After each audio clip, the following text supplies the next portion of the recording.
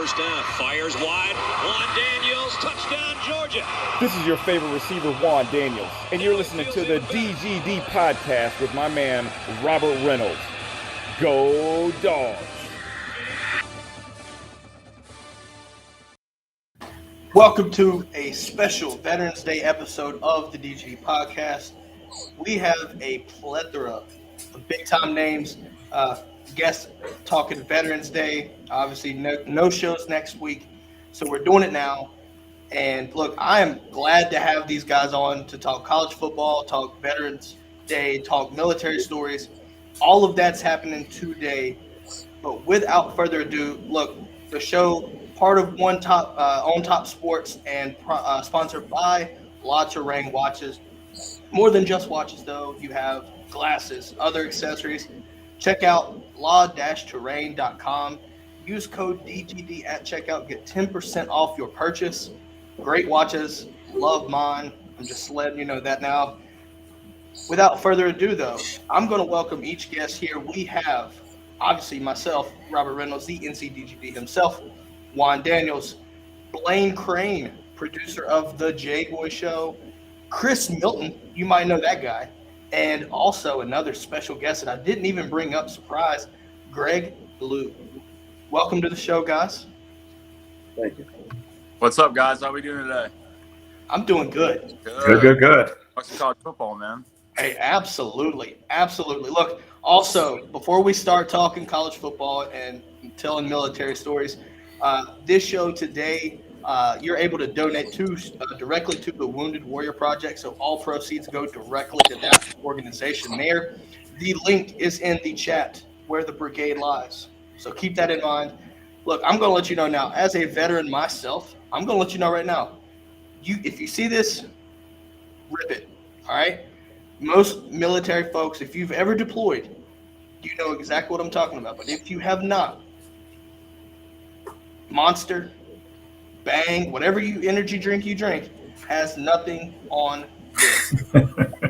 I cannot make up how wired I was on deployments. It would get me through 12 hours. I wouldn't go to sleep. I would crash at 1 a.m. and I would take it at 6 in the morning. Just to let you know, that's strong-ass drink. But we're not here to talk about that just yet.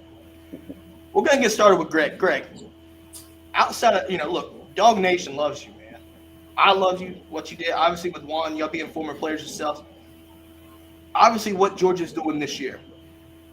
What are your thoughts on the overall from this, performance so far from the Dogs? What are your takeaways from that? I'm a defensive guy. Can you hear me? Yes, sir. I'm a defensive guy, so man, I just, I love how the defense, man, just, keeping them guys alive, man, just flying around hitting people, man. I love the way they playing, man. And I was listening to Coach Saban one time talk probably about last year, man. He was talking about how the defense is changing. I'm like, man, don't believe that now. Don't let Coach Saban fool you now. Defense is still winning championships, and you seeing it, man. You just got to get the right dudes out there, man. And you seeing what Coach Smart got going on out there, man. They got a defense to be reckoned with. I don't think there's any question that this defense is one of the best in history. Blaine, we'll take it over to you, my man. Obviously, you kind of cover all of college football, especially on the J-Boy show over there. Shout out to J-Boy himself and Cone and Blaine. Blaine, particularly, whenever he decides to make an appearance there.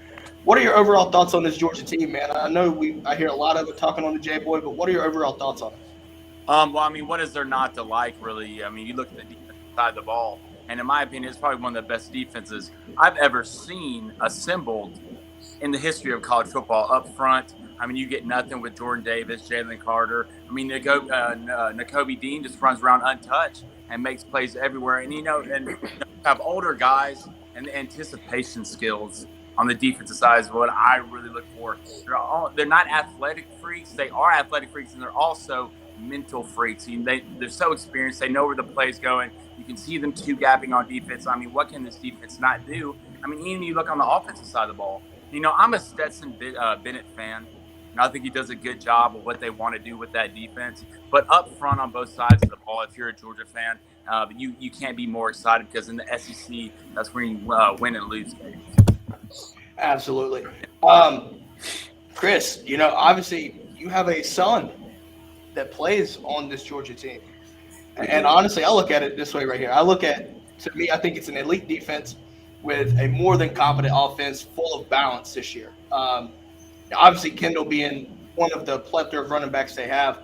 I want to hear your thoughts on this team. I know, obviously, last year was with Kendall as well. What's it like, from a father standpoint of Kendall? What's it like this year compared to last year? What are your takeaways on this year's team? I don't know. I think one of the biggest things is setting realistic expectations. So that's what we had to set realistic expectations as far as what his contribution was going to be and what the trajectory looked like. So last year, I look at last year as a growing team. I think they were trying to find themselves. They were trying to find their culture. They were trying to find their personality, and also I think they were trying to find leaders. And I think and then with COVID, it just made it a very interesting time for everyone, right? If adults couldn't navigate through COVID year, we for sure couldn't expect these teenagers to do it, right? So here we are coming into this year with a sense of normalcy. And I think these kids, sometimes things kind of bring reality back, brings your whys back. And I think all of these kids kind of had their whys brought back to them. And you see the way they band together. You see the way they become a brotherhood. You see the way that they do adopt the mindset of being their brother's keeper. And I mean, anytime you have a team that clicks like that, I mean, success can only be the byproduct. So that's what I see. I see a team. I see a team that has accepted their identity. And first and foremost, these kids are having fun. And I think that's the big thing. If you look at the Seahawks, when Pete Carroll had the Legion of Boom and all of that, those dudes were laughing between the whistles, man. They go out and Cam Chancellor make a big play and come out and pop you and laugh. That's what you see what's going on right now, and I think that's what makes them dangerous, the mindset. Absolutely. Juan, what say you, sir? Hey, I'm an offensive guy, but just like Greg Blue said, defense wins championships. And if you looked at the interview when Kirk Herbstreit had that defense in the locker room, you could see complete and true adoration for each other. And just like when you talk about my brother's keeper, you can tell they love each other. They're going to take care of each other. But it's also the accountability on the field too. So they're not just afraid of Kirby. They're afraid of if Dean gets upset, we've got a problem. If Jordan Davis gets upset, we've got a problem. So they respect their players on the field. They love each other. They take care of each other. It's just a different football team. Now, of course, we had some great football teams when Greg Blue was there, he overlapped with my cousin, Craig Lumpkin. So you guys played together, played in some SEC championships, and you guys had great teams there. So you look at Georgia historically, defensively, they just have been great. It just never really meshed up. But this year's team, they're different. They're special. And it's just something that's, if you're a Georgia fan, you're excited. You're excited about what's going on offensively. Monken now has, he has free range to do whatever he wants to on offense, because if it doesn't work, he's like, you know what, I got my defense. They're going to get me some great field position, and I can maybe try and just, expand a little bit more on what I'm doing. And then again, you're looking at these players that, you didn't really think about in the beginning of the season. You got Bowers, you got McConkey that, you never really thought about. And then all of a sudden now they're on the scene, and you still have Pickens. He's, there's no telling when he's going to be back. There's no telling when JT's going to be back. So when you've got this group together with, Darnell, you've got JT Daniels, all those guys on the field, then you've got this defense. What are you going to do? That's scary. No question about that. Hey, so I'm bringing it back to Chris because if you don't know, Chris was a veteran himself. So, Chris, I'm gonna put a graphic up for everybody that they can see this, and I want to kind of let you talk a little bit about your time in the military. So I'm gonna pop this graphic up, and I'm gonna let you take it away, my man. Oh man, many years ago. Goodness grief, that was pre losing this hair up here. Chris. My goodness. Yes, I did. I served in the United States Air Force for a couple of years. I was assigned to the 60th Supply Squadron, Travis Air Force Base, in charge for logistics and acquisition for the flight line. That was during the Desert Storm, Desert Shield time. I also played basketball while I was in the military. So I had some good times, good experiences, good relationships for the military, and it set up a lot of things. I'm actually a disabled vet, so it set me up for a lot of other things and a lot of other opportunities to help people and just a larger vantage point on a lot of things. I think during the time when I went in, it was I wouldn't say it was necessary, but it was very good for me. It was a good experience, really just kind of going through basic, kind of reeling things, really some of my upbringing back in. But yeah, I don't regret it, but I can say that wouldn't have been my wish for my boys. I'm glad that they chose the route that they went. I mean, I'm with you. Look, I had to do one for myself. I don't want to boast or anything, but I'll pull one up for myself. Look, I was a vet, Air Force 2010 through 2016.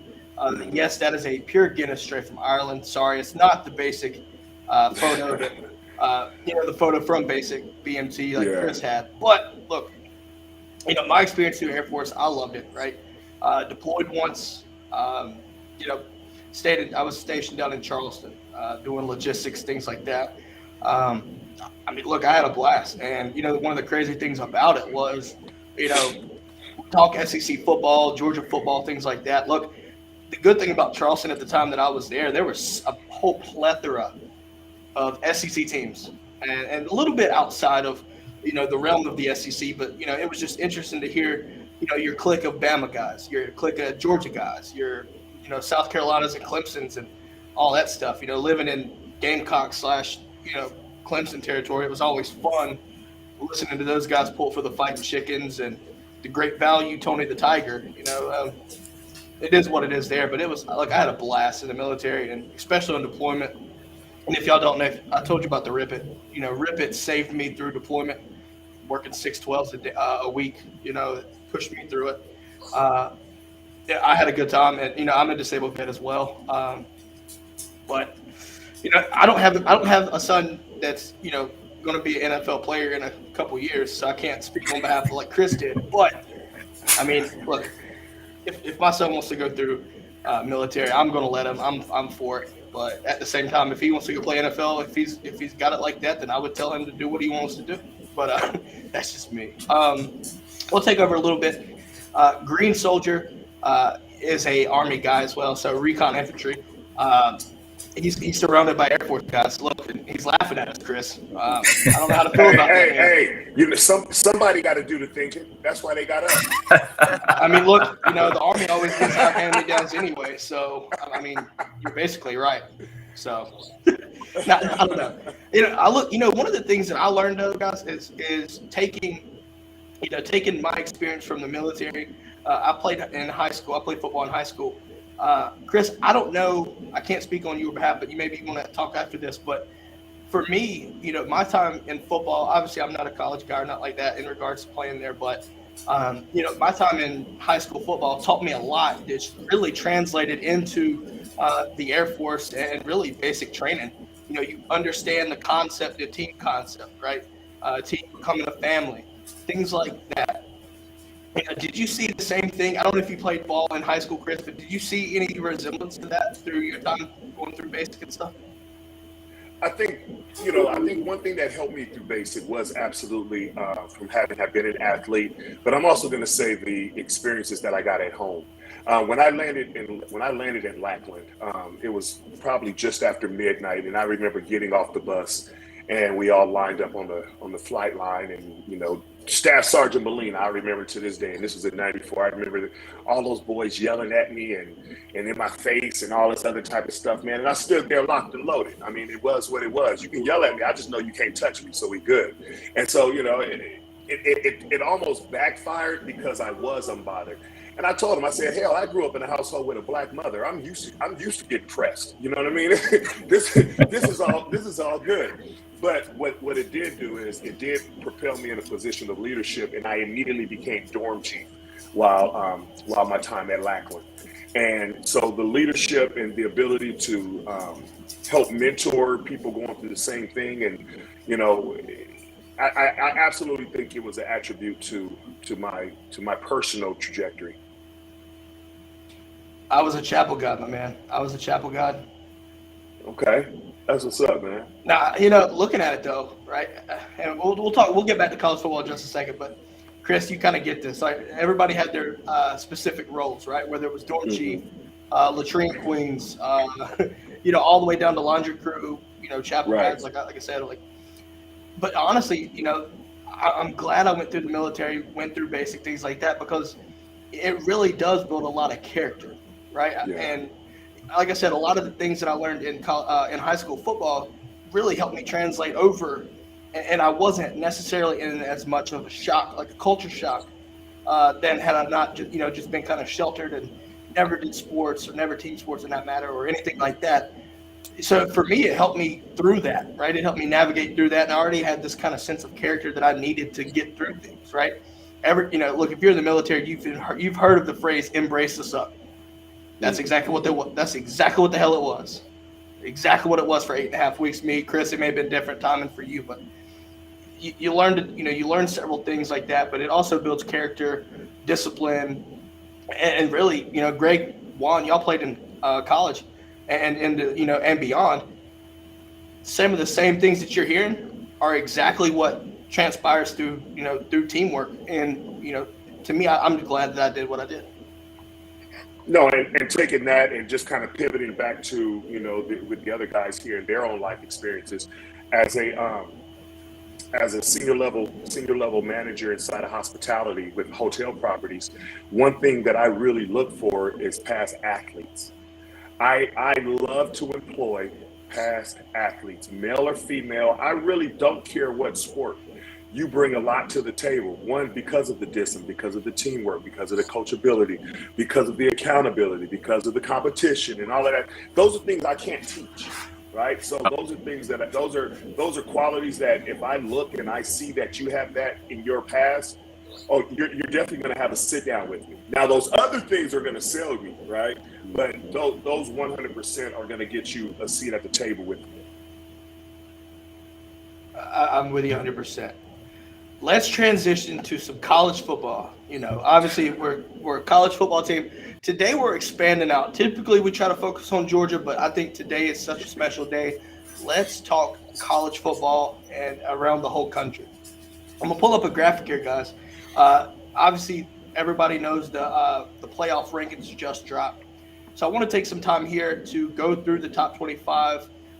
I think majority of the time we'll focus here on the top 6 to 8 range. But I want to get y'all's thoughts on, did the playoff committee get it right? What did they get right? What did they get wrong? Looking here, as you can see it, if you're listening, obviously we'll go 1 through 8 here, or we'll do the top 10 here. So from 1, you're looking at Georgia, Bama at 2, Michigan State 3, Oregon at 4. Moving on to 5, Ohio State, Cincinnati at 6, Michigan 7, Oklahoma all the way at 8, Wake Forest at 9, and then Notre Dame at 10. Blaine, we'll start with you, my man. You cover a lot of college football from the broad spectrum of things. Did they get it right? I know they got number 1 right for sure. I mean, that's not even a question. But, I don't think they got it wrong. I haven't really believed in Cincinnati. I mean, after watching that Navy game, and, I just don't think they're good enough.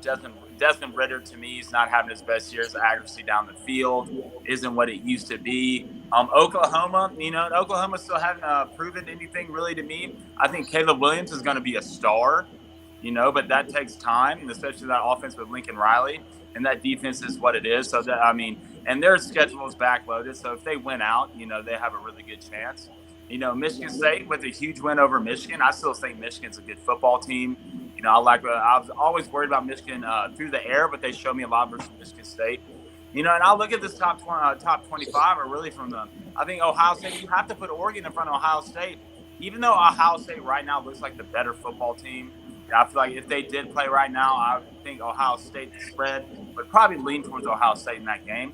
But, Oregon went to their place and beat them. Oregon lost C.J. Verdell. That was their go-to guy. But, I don't think they got it 100% right, but I know they didn't blatantly get it wrong, and I think they put Cincinnati and Oklahoma in the places that they should be, and I might even move Cincinnati back a little bit because I believe in Wake Forest in that offense. I know that defense is suspect most of the time, but that offense is moving and putting up points. I'm with you there. Chris, I'll let you go next, my man. I'll pull it back up here.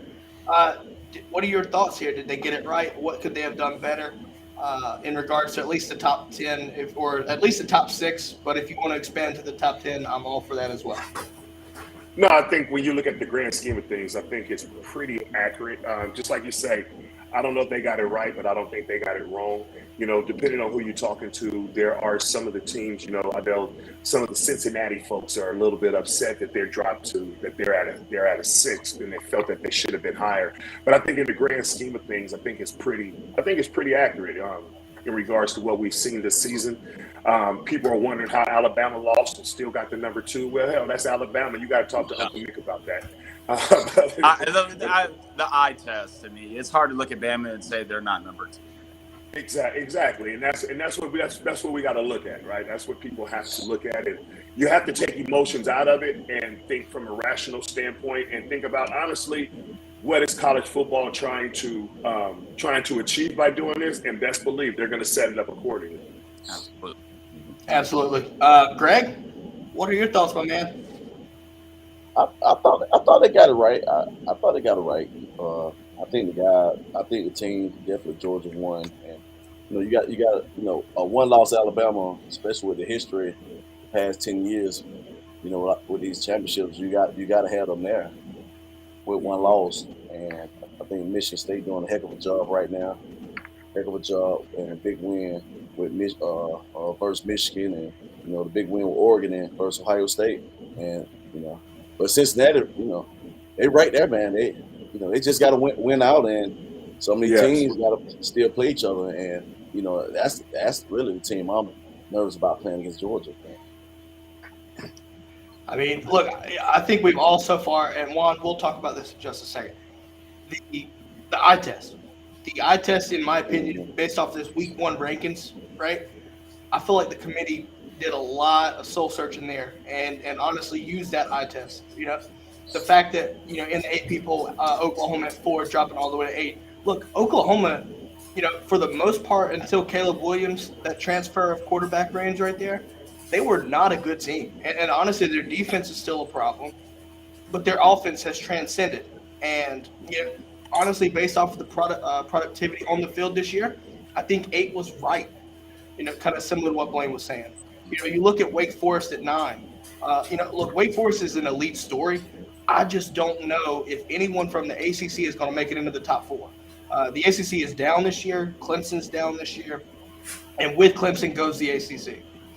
North Carolina was a team that, people leading into the season, I thought they were going to be in this rankings, and they're not even close. Right? Florida, hey, Dopey Dan, see you next year, buddy, if you're even there. Look, I'm just saying. Obviously, there's no question about number 1. Number 1 is Georgia until proven otherwise. Number 2 to 3, I think depending on how you look at things.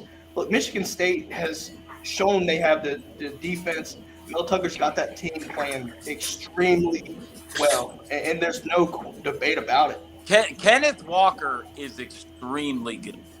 No question about it. And honestly, think about it.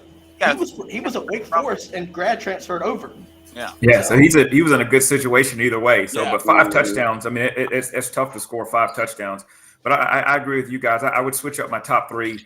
I obviously have Georgia at number 1. Number 2, I'd have Georgia's second team, and then at number 3, I'm sure they have an intramural team somewhere around campus that could probably get up there and do some damage.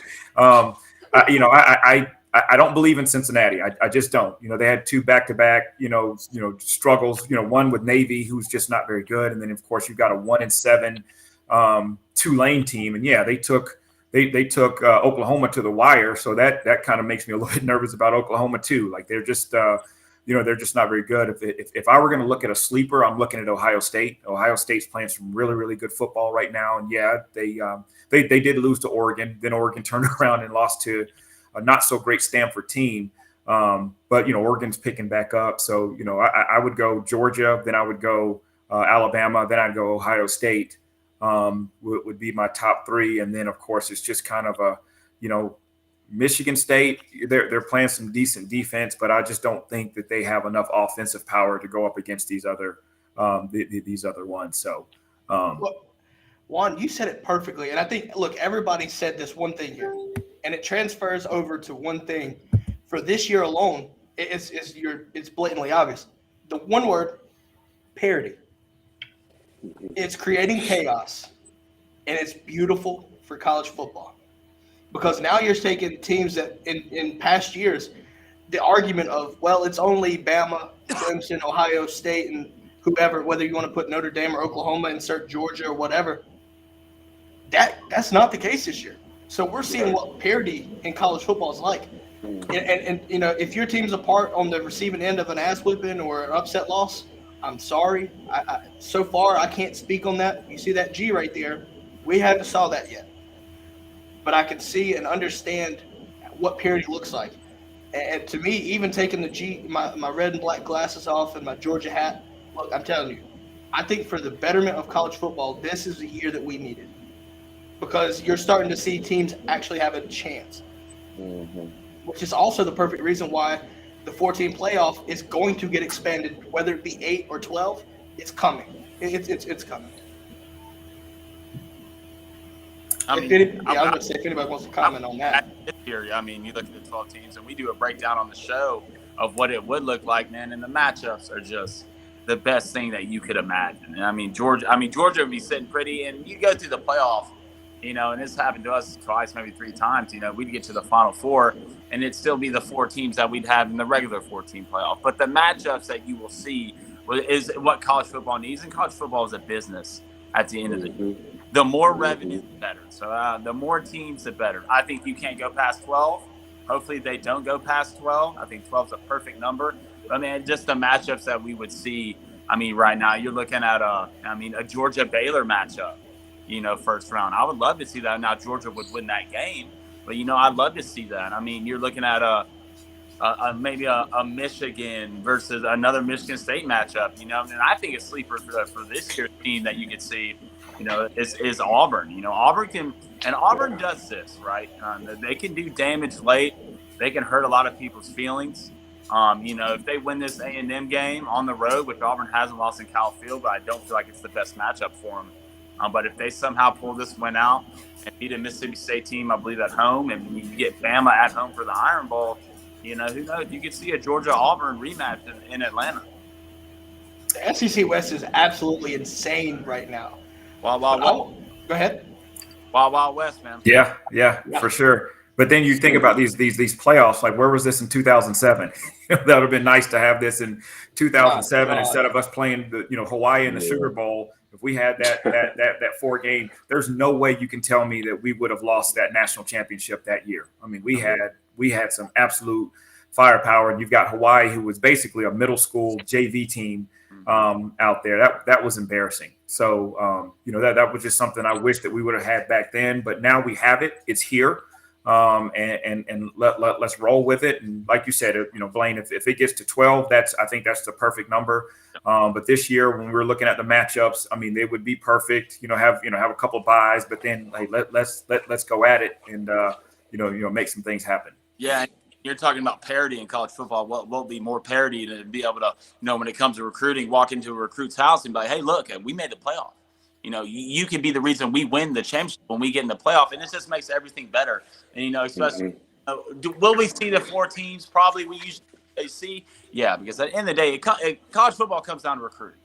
Yep. Best players, you win the most games. That's how it works. Scheme only helps. And when you look at the Georgias and the Bamas, I know Clemson's having an off year, or Ohio State, when you get the guys, the product shows on Saturday. And Kirby's done a great job just installing the culture. And I know you guys hit on it earlier. These guys are having fun, right? They're having fun hurting people's feelings. Yeah. Coach, when the young guys, I don't know who said this, might be Jordan Davis, but when the young guys are policing young guys and the young guys are policing older guys, and the older guys don't have to worry about the young guys doing anything, it just all meshes together. and you can see that on the field. You know, I'm a SEC guy. I have a show, but I'm an Auburn fan. But I don't put orange and blue glasses or anything like that at a stump. But, you know, just to see that, because I was the type of guy, you know, as the way offenses has evolved, it's very tough, in my opinion, to have a defense that wins you a championship in this year's age football, because everything's tilted towards the offense. It's like the long ball. People love seeing score touchdowns like this long ball. This defense for Georgia is just the best, one of the best, if not the best I've ever seen. It's not athletically, they're freaks, but the chemistry is just out of this world, man. And you can only tip your hat to Kirby Smart and that coaching staff. And as a fan of football, I just enjoy watching it, guys. But hey, I got to get out of here, man. I appreciate DGD. I appreciate you letting me get on the show, man. It's awesome content. I appreciate, hey, everybody. I appreciate you letting me know. Y'all have a great day. And I appreciate y'all's service. All right, y'all hit me up. If y'all need anything, just let me know. Yes, sir. Yes, sir. Before you head out, Blaine, tell them where they can find you, man. Oh, yeah. You can find me at the J-Boy Show. You know, Twitter at the J-Boy Show. Twitter at Crane Blaine. That's me. Man, we're on Spotify. We're on Apple. Come check us out. Come hop in the Booster Club. You know, get your questions. It's not our show. It's everybody's show, man. We're all in this together. It's real college football content. Yeah, I think you'll hop in. You'll enjoy it. Come be part of the Booster Club, man. Now the Booster Club is hot right now, man. The show is skyrocketing. You know, I think you've even passed Blaine Patine's level. So, you know, look, obviously tell Jake and Cole, I'll be there at 3 o'clock, hot and heavy. Just, you know how that goes. Anyways, yes, sir. So hey, I wanted to just to say something, you know, just kind of piggybacking on what Blaine's, you know, just talked about. And of course, Greg, you can talk, you know, more to this when you just talk about defense winning championships, but you're seeing guys police other guys. And when you're looking at leaders and you're looking at those alphas, they're most likely going to be those defensive guys. Those defensive guys are going to be the ones that they demand respect. They're more aggressive. They're more authoritative. So when it actually comes to your team being a certain way, winning championships, look at Alabama when they were winning these championships. It was these defensive guys that basically just take control over the field. Like I said, Greg could, you know, speak more to that. But as an offensive guy, I'm looking at the Randall Godfreys of the world and all those guys. And when they're telling us to be quiet and let's get things, you know, make things happen, we're quiet and we make things happen. I'm with you. I think, you know, you look at this team and the makeup, you know, it starts with, you know, senior guys. This year, we're focusing on Georgia this year. You're looking at the team, it starts with guys last year that decided to come back. And you know, with the way things was, I was surprised, but I was super excited to see guys like Zeus, James Cook, Devontae Wyatt, Jordan Davis especially. All these guys came back, and they put a chip on their shoulder and were like, nah, we unfinished business, right? To me, right now, what I love about this team is they're laser focused. I don't know if anything is going to knock them off their main site. You know, look, there's so much going on right now in college football. Obviously, the playoff rankings just popped out. Georgia's #1. But Kirby's telling these guys not to focus on that. But I don't think he even has to do it. I think these guys understand what they need to do. You know, you hear the rat poison comments, you hear all this other stuff. I think these guys have what they need is set in their mind, and I don't think nothing's getting in their way. I just don't. I really don't. But I do want to ask a question for Chris. With, you know, obviously the offense has really shown signs of balance, in my opinion. Obviously Kendall being hurt right now, obviously on the mend, coming back. You know, as a father situation, what are your thoughts here? You know, seeing him produce, because I know he finally got his first touchdown against Arkansas, which that was a huge deal. You know, so I'm sure that was a fun sight to see. But, you know, what are your thoughts right now on how, you know, not only, you know, him coming off the injury, things like that, but, you know, how is that running back room? I feel like they're like a band of brothers, to throw a military term out there. You know, am I seeing that the right way, or is there, you know, I just feel like it has to be, right? I mean, if you watch, all you have to do is watch on the sideline. When you watch and see one of them get in the end zone, their brothers are the first ones that's celebrating with them. When you see Dejon Edwards, you know, go out there and ball, you know, all those guys are coming off coming off, celebrating with them. And that's what they are. At the end of the day, they all are there for the same exact thing. And they understand that as long as they produce, they're going to get their opportunity. And I think one of the biggest things for us is, we realize that things happen when they're supposed to happen. There's a Bible scripture that basically gets around, you got to plow your field, man. Just plow your field, do it fervently, do it diligently, do it purposefully every single day, and your blessing is going to come. And that's something that Kendall has adopted. And we just believe that things work when they're supposed to work, the way that they're supposed to work. And even with the rotation that's been going on with the touches that he's been getting, he's been producing. He's been checking the boxes that he needs to check to be a dominant athlete next year. Inside of that program, we're comfortable with that. But I also do believe that God is preparing the other part for him, the off the field stuff, the induction into the Leadership Academy, the Dean's List, honor, all of that crap. He's using this time to put it on his resume while he works on somebody else's blessing, right? And that being Zeus and Cook. We believe, man, there's enough for everybody to eat, man. And I don't know, we're just a little different when it comes to that. Would I honestly love to see my kid being a featured back and all this and that? Hell yeah. But am I willing to see it at the expense of 30, 35 carries a game? Absolutely not. So we play our position, we play our part, and we let the process happen. It's really kind of that simple for us. I think that's what makes Georgia unique, in my opinion, right? You look at other teams around the country, and I think this is almost a kind of historical. Greg, Juan, you've played through these teams. Georgia seems to always have a plethora of backs that are, multi-versatile, multifaceted, whatever you want to call it. They're basically Swiss Army knives. They have specific niches that are stronger than others, but they can do it all, in my opinion, this year. And you look at Zeus. In my opinion, Zeus has been able to really open up and become a better receiver out of the backfield. You look at, James Cook, typically known as a receiving back, able to run through the tackles, which I was glad to see that. Then you take, Kendall. Kendall has that blend, him and Kenny as well, both of them. And one of my things, I think, for me was understanding the pass protection. And you're starting to see those guys become better blockers on top of being able to run, being patient. Kendall, to me, seems him and Kenny really have great patience. I love it. But you're starting to see these guys become all-around great running backs, not just specialists. Mm-hmm. And I think that's what really helps with the balance of this offense. And as Dog fans, we understand that it's going to take not only our elite defense, but it's going to take the ability to score points. And with that balance, that's going to help. And I think, looking at this year, I think all Dogs fans understand that this. Honestly, look, I'm going to be realist here. I think this is the best chance we have of winning a national title. Not to say that it's our only chance. Don't get me wrong there, but this might be the best one we've seen so far today. And look, we've had some very, very talented teams, but I think this team is special. This year's team is special. Not discrediting any other year, but this year, something about it is just making this team special. And I'm all for it. I'm all for it. Chris, while we have you, though, I do want to ask you a question. Obviously, everybody knows Kendall. If you're a Dog fan, you know Kendall. But you also have a son, Kalan. I hope I didn't say that wrong. Plays at Fresno State. How is he doing? How is his season going? How's everything over there for him? So actually, Kalan graduated. Okay. I knew he was. I knew he played at Fresno State. I apologize. Yeah, he graduated from Fresno State. Right now, he's pursuing real estate. He's another focused kid. He's.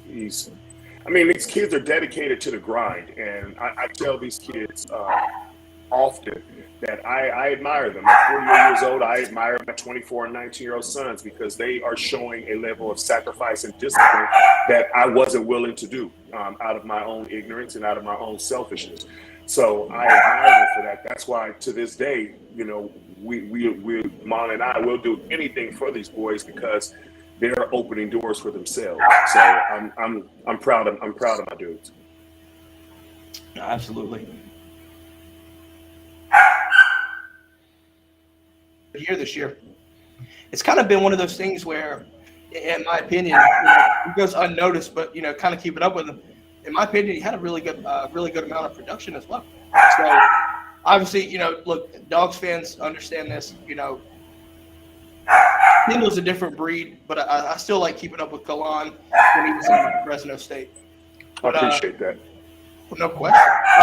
Looking at this though, Greg, I want to ask your opinion here.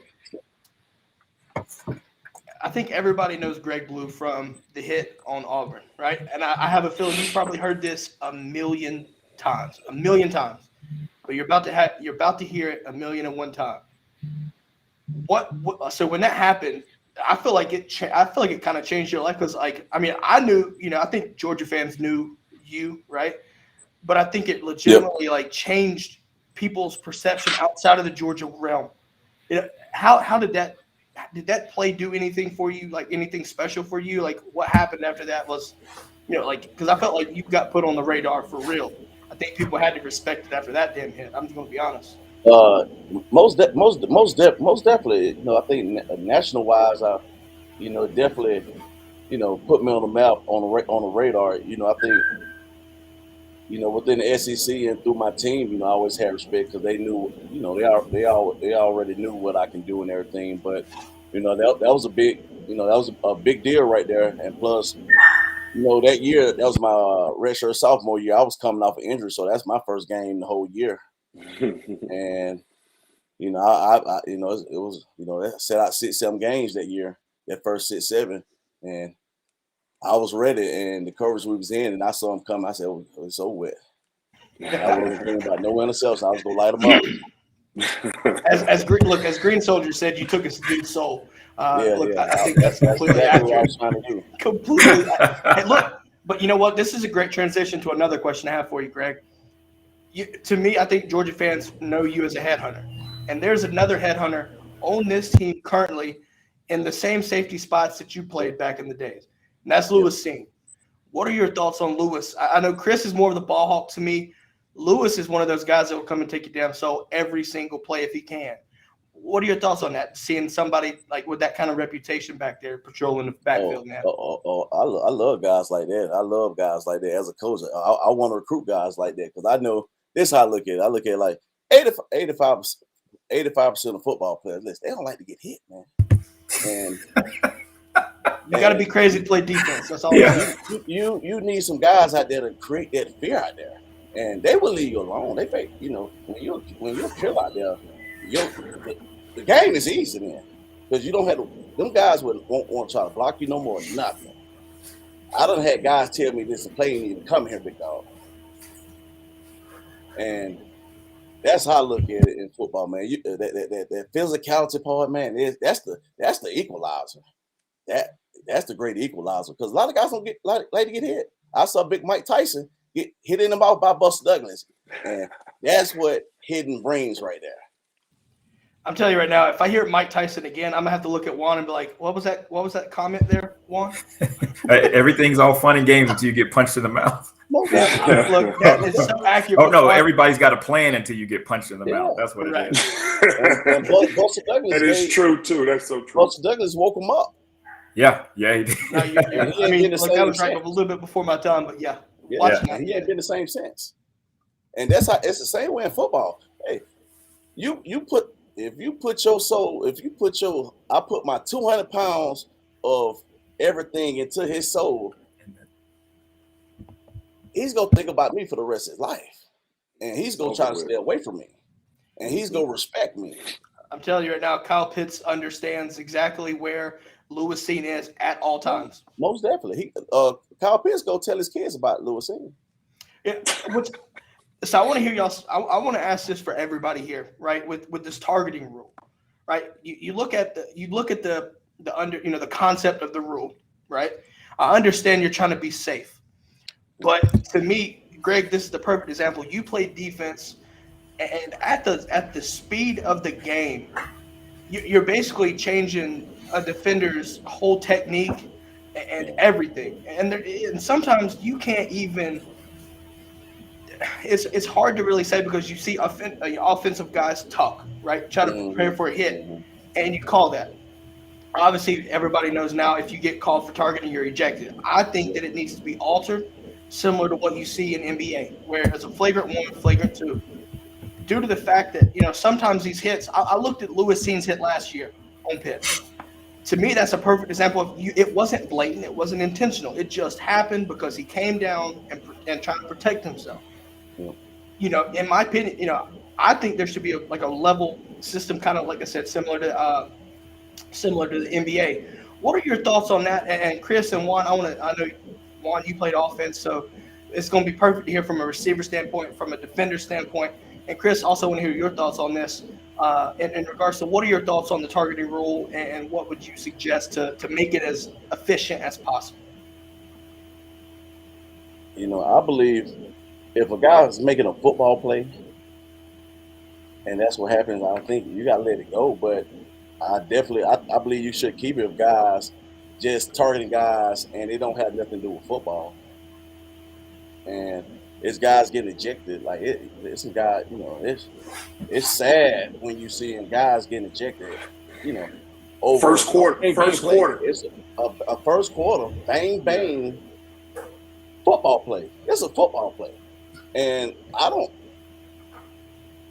if they want to protect the players, you protect them with practice. That's where the banging goes on. That's where the banging is going on all the time in practice. That's where you protect them, man. You don't see a lot of guys week in, week out get concussions from the game.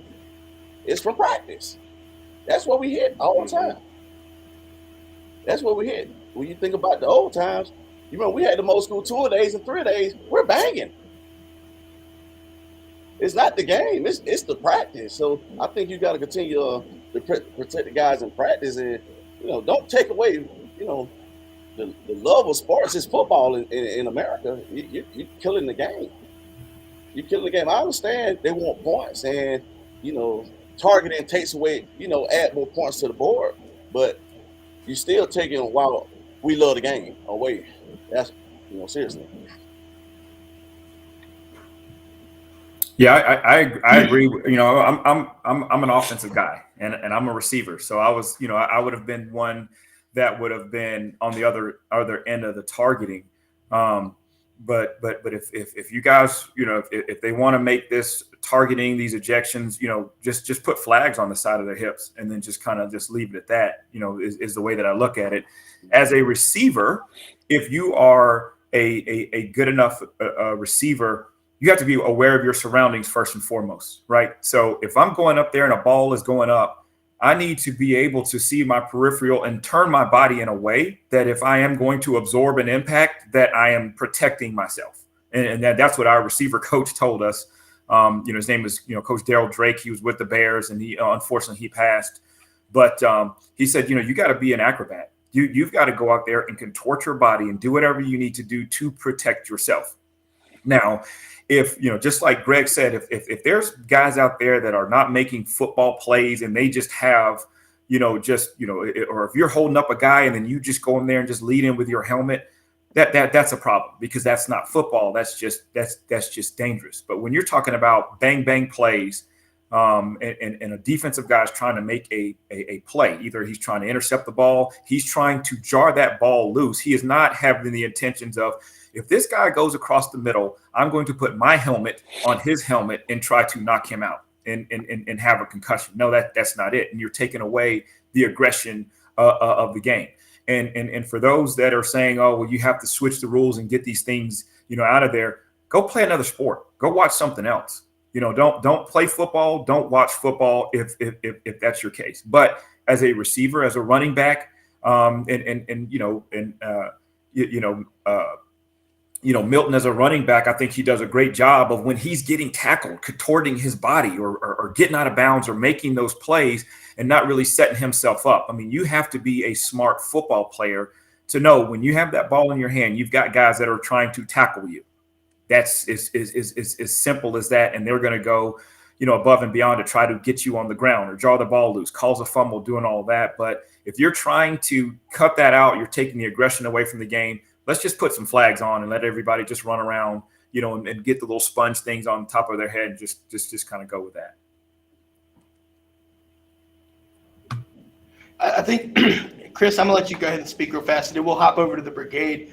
I'm seeing some good kind of suggestions here, and I want to talk about that. But Chris, I want to get your thoughts on this real fast, and then we'll transition over to the brigade. So I look at it from two different ways right now. One, because I have a son that plays running back, then I also had a son that played defensive back. So I see him from both, from both sides. So the running back dad in me says, hell yeah, they need to do something about targeting. They come in and headhunting and trying to make that big play and here to pop, we need to do something. But then on the other side, for my DB, I think about my son going in to tackle, and you see the receiver dropping his head at the last minute. You see the running back dropping his head at the last minute, and you get that incidental contact, right? And it looks like the launching, because if I go to tackle and lead with my shoulder, head, helmet to hit the belly button, right?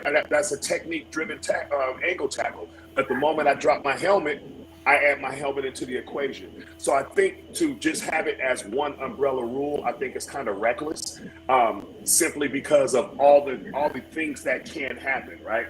But I also think that when you start looking at, we also have to look at the message.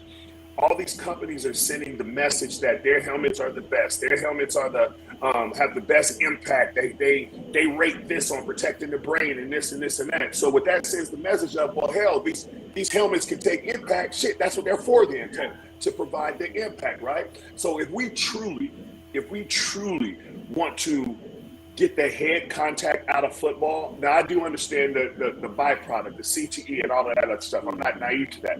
But if we truly want to get that out of football, you got to go back. You got to go rugby or go back to the leather helmet to where you're forced to get it out. Otherwise, that's the only way. And it's like Rodney Harrison said. Rodney Harrison said, it's like you can't decide that you want to become a boxer and then press charges the first time you get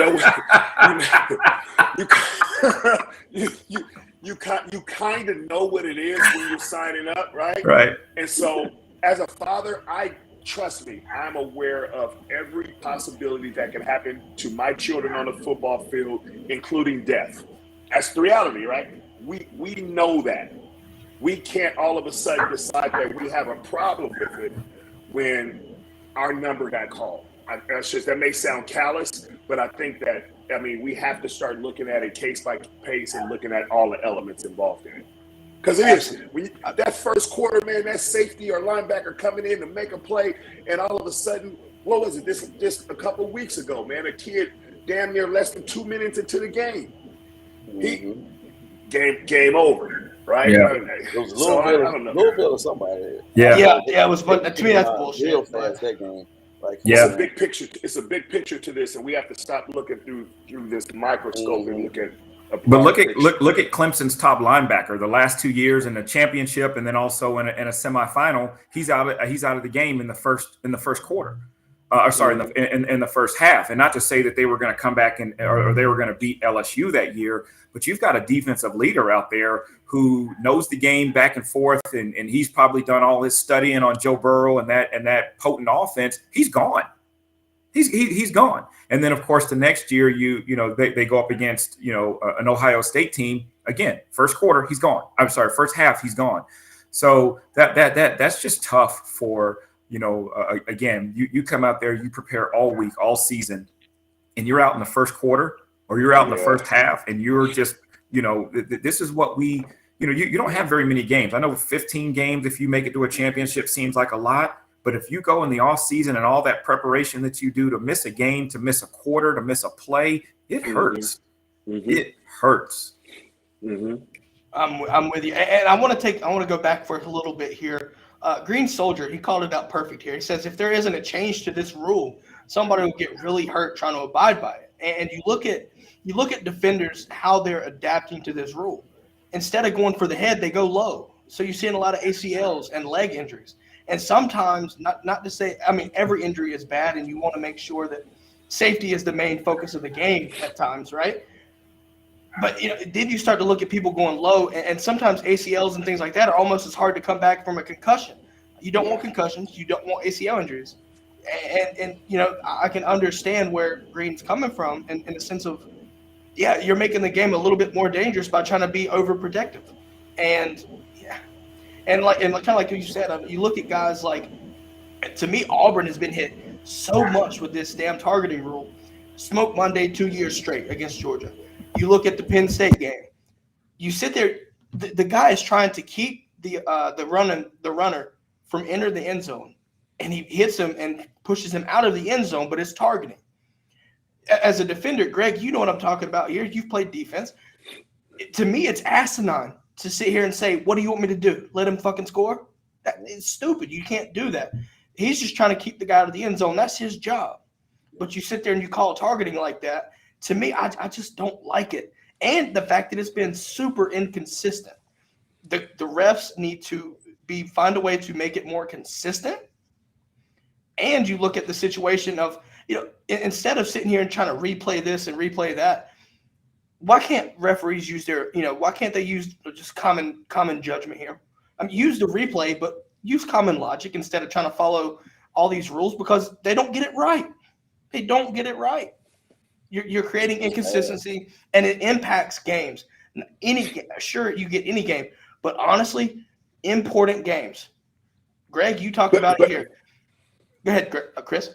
No, I was thinking, I'm a huge proponent of, a lot of people circle the wagon and always talk about the results of problems, right? Like even right now, we're talking about the result of a problem. I think one of the true problems, if we stop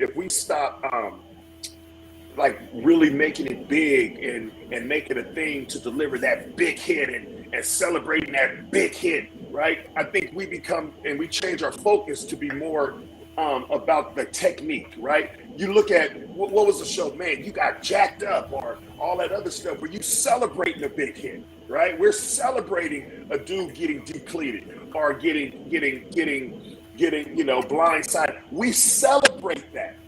So what message is it sending to these young athletes? This is part of the big picture that we have to look at what we're celebrating. If we take that stuff away and say, okay, this is not football anymore, we're going to shift what we celebrate. We're going to shift our focus. Then what happens? That's a natural progression to now start adopting different types of mindsets. So until society stops celebrating it, right? Stop celebrating it, then it changed. So it's kind of the same thing. Jack Nicholson movie, A Few Good Men, right? When he was on the stand and he said, how dare you sleep under the blanket of security that I provide and then question the manner that I provided? It's the same thing. How the hell can you sit and cheer about the football game that I provide? Now you want to question on the entertainment that I'm giving you. I would just rather you watch the game and just say thank you. And I think that's what we have to get at. Reset expectations. Stop celebrating the things that can be detrimental. And take some of that focus off. And I do believe the athletes may start looking at it differently. Yeah, I think, kind of to your point, Chris, and I think I'm following. I just want to make sure. To me, growing up in football, right, everybody loves to see touchdowns. I think we all agree with that. But when you see guys on defense, everybody associates, right? It's association. Right. What do you perceive defense entertainment, right? Defensive entertainment. Greg's big hit. Like, I still have that ingrained into my head. Right, now, right. To your point, I understand you shouldn't kind of worship that. Yeah. But at the same time, it sticks in your head because you remember that. Right. And I see your point. But I just think it's going to be very difficult to try to get everyone. I think you can get a majority of folks. I really do. Yeah. But I just don't know what it's going to be like with everybody trying to transition the mentality on what to, the shift there. I love the idea. I just don't know if that's plausible. And the reality is it's probably not a realistic suggestion. However, though, it is one, right? We have to look at it. It has now become part of the game, and it's become part of the game that people have made a lot of money on. You see them on commercials all the time, and this and this and that. And because a certain demographic now is affected by it, a lot of the people that have the CTEs, the depression that they're facing, and all of that type of stuff. Then we look back and say, "Oops, maybe we shouldn't have did that. So let's just cut off the nose, spike the face, and get rid of all this all together." And it is opening it up for additional injuries to happen inside the game, whether it be to that defensive player who all of a sudden in the middle of his movement is trying to change the way he tackles, or where he's hitting that athlete. And so, I have a big running back. I don't want them chopping the tree down. You know what I mean? I mean, that's the other side of it. Yeah. And that transitions not only to skill positions, but even offensive linemen. Georgia Tech was perfect for this. Greg, Juan, y'all know exactly what the hell I'm talking about. Cut blocks, man. They were notorious for cut blocking, and that leads to injuries, especially with big men. And you know, to me, that, you know, one fan base is going to say, well, we're just doing what we have to do. The other fan base is going to sit there and say that's dirty as shit. You know, I think there needs to be that. I guess for me, like, I think it's human nature to see two sides here, right? There's always that third side that nobody wants to collaborate to agree with. Kind of what Chris is saying. We know that, you know, we understand it's a form of blocking, but is it, you know, it's kind of dirty, you know? Yeah. So I'm cool with cut blocks. It's just the ones when a defender engaged the whole other way, you come back and cut him off in the back of his leg. Yeah, chop block. Yeah. That's malicious. And he's not That's looking bad. at it, but they're not gonna call it a verse with option teams because they're engaged with another guy. But them the ones I hate. We teach guys how to get low and defeat cut blocks when you see them. But I agree with that. When you're engaged on on an offensive guy and the tackle comes down and just take your ankle out, that's a blown knee. that's just like that's him, ACL a waiting to happen. receiver that not even looking, you know, a receiver just running down the field for no reason.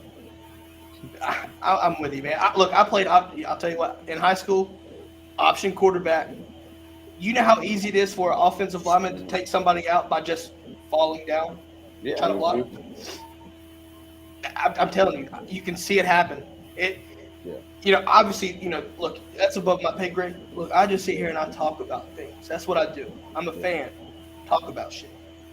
I just hope that there's a way to keep the entertainment value at the level that it is while progressing in safety. I think safety, you know, utilizing experiences, right? Georgia has their own with Devin Gales, right? Everybody remembers him. But you also look at, you know, at a professional level, Shazier. And honestly, the Skowski tackle, I think on Fields that he got called for targeting, to me, and I ain't even a Clemson fan, that scared the shit out of me. Yeah, because he went straight, like crown, like head, like just eerily similar to what Shazier did. So, you know, just somebody that understands football and seeing that, like watched it happen live, I was petrified that I was like, I'm glad he got up. And I don't care for Clemson. I could hate the Tiger, great value Tony Tiger. I don't care. But at the end of the day, I'm not going to sit there and be selfish and wish injury on somebody. And I hope that they learn from that. I was saying, well, I was scared for him too, because that's when you hit right here, that's the one that can kill you. Yep. And honestly, the rules of the game, you know, as much as people want to say the rules of the game, especially the targeting rule and things like that, it's not just for the person getting hit. It's the person initiating the hit. Yeah. Because, like I said, you look at Shazier as a perfect example. He made the tackle, but the other guy got up. He didn't. Yep. He's still struggling to get back to normal life because of a tackle, and it seems so meaningless. Not really, like in the grand scheme of things, a tackle is not in the scheme of life or the whole scope of life. It's nothing compared to the whole, you know, level of life. But his life got impacted significantly because of a tackle and how you tackle. So, you know, you look at the players to the coaches. You know, it starts with the coaches understanding the technique and teaching those fundamentals, right? You always. Well, Greg said that it starts in practice, man. You gotta get rid of that stuff in practice, and then that should translate, you know, or you know, transfer over to the game. So, you know, again, I think that, you know, Greg makes a great point, and even go into, you know, what Chris is talking about. How are we going to get this stuff out of the game, or how are we going to change mindsets? It's going to start in practice, and then once you have gotten that culture or gotten that thing down in practice, then when you go out there, it should transfer to the game to the point to where these players are safer. And just like Chris said, you know, he's got a defensive back son that he wants him to go out there and make safe plays. He wants him to finish the games. But he also has a running back son that does not want him to be targeted and get hit in a certain way So again, Greg made the best point that this stuff is in practice. Take care of that stuff in practice. Take care of these players in practice. Yeah, I think you look at it, like you said, practice is one thing. You look at teams that kind of avoided contact in practice. And I kind of move it a little bit to come back to this, right?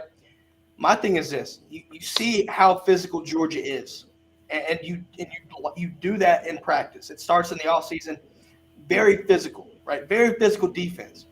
But the thing about and fundamentals is one thing, and coaching is another, right? All that you coach the fundamentals, you can play at a high level, play sound defense, play physical as shit, but also play it safe. And that's one of the things that I'm seeing with this Georgia defense. And I'm happy to be seeing it is, we play extremely physical, making contact. We run physical. I hate to sound bad, but that Xander, the safety from Clemson, Kendall just chucked, put his head down and leaned into the shoulder. And I hate to sound bad about it, but he ended my man's season. We're just a different level of physicality for this whole team, but we do it the right way, right? And that's what I love to see. I love seeing sound, disciplined football, but being as physical as you can while keeping that, that level of safety and fundamentally mentally sound. Wow, having a hard time speaking there. But yeah, I mean, that's just my thing. I love the fact that Georgia, and really you look at Kirby, Dan, and all these guys, you go through physical, you're going to get banged up. Everybody knows it. Yeah. But at the end of the day, you go there, you practice how you play. You practice hard, you make contact. Look, I think it was Chris Smith, if y'all watched the Florida game, he came down and laid a hit on Pierce, I think it was. I was just like, holy shit, man. That was it looked like a freight train coming in and just leveled Pierce. But he did it the right way. And you look at it, and like I said, we're talking about Georgia right here, but if you really expand it out through the NCAA, and coaches need to understand to practice the right way. If you do that, and personal tendencies is human nature, but if you can coach that out, try to coach that out of somebody as much as you can, Chris, I'm with you. I think it's safer for everybody involved. But I do want to talk about this right here. Going to the brigade. Greg, you have a cult following in this section, man. Let's see here. We got Greg Blue was a true headhunter from Miriam. K2G, Greg, you're his favorite dog of all time. Look, I'm telling you, man, Greg has a cult following, guys. I'm just being real with you here. Chris, Patrick here called you the dog father, man. It's accurate. It's accurate. And then, I love the brigade, man. They come in and they tell it how it is. That's what makes this show so good, man. But I do want to, I guess, Greg, I have one question for you. What happens if Georgia wins this national title? You look back at 1980, right? You and Juan played through this. Do you feel like the 1980 jokes? I'm sure y'all probably heard them. I feel like it's overplayed at this point. Look, how good is it going to feel to win a national title? Obviously, we have to get there first, but you know what I mean. If we win this national title this year, how's that going to feel? It's gonna feel great, and it's gonna be a little sad too, because you always want to be that team that to be the one after the 80 team. But of course, man, I think, man, if Georgia win this joker right here, and it's the perfect year to do it, man. It's the perfect year to do it. Perfect year to do it. I think it's gonna change college football all around, man. You got to put Georgia at the top of the throne, because Georgia got everything you need down there, man. And you in a great state. You in Black America in Georgia, and you know how it is, man. If Georgia win that, listen, college football got some problems. Look, you thought the Braves were going to be a big deal. Nah, the whole state of Georgia, I guarantee you can look from a satellite and just see red. I guarantee you that's what it would look like. Like Sanford Stadium would be a little. You couldn't tell where it would be.